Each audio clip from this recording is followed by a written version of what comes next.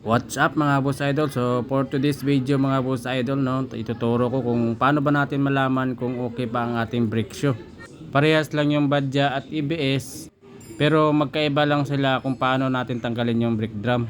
Dito kasi sa Badja ay meron tong toser, pero same lang sila na may screw bolt dito.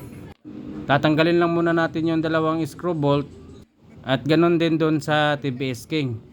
So Badja ito mga boss idol, no, tatanggalin lang muna natin yung screw bolt.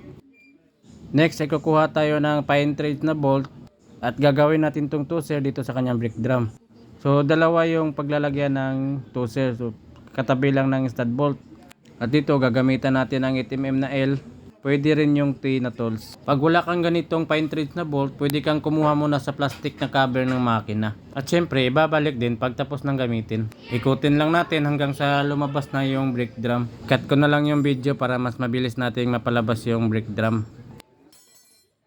At makikita natin dito na medyo makapal pa yung kanyang brake shoe.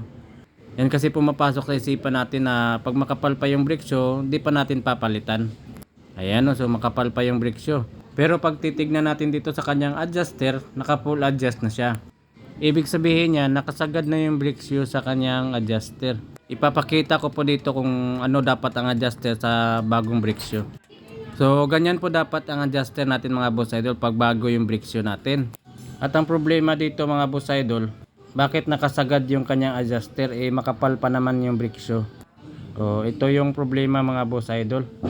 Posibleng problema nito mga boss idol yung kanyang brake drum. Kapag nakailang beses ka na nagpalit ng brake shoe, pati yung clearance ng brake drum nababawasan din. At nagkakaroon siya ng parang groove dito sa bandang gilid. At dun sa bandang gitna ay medyo malalim. Yan po yung dahilan bakit naka-full adjust yung ating adjuster.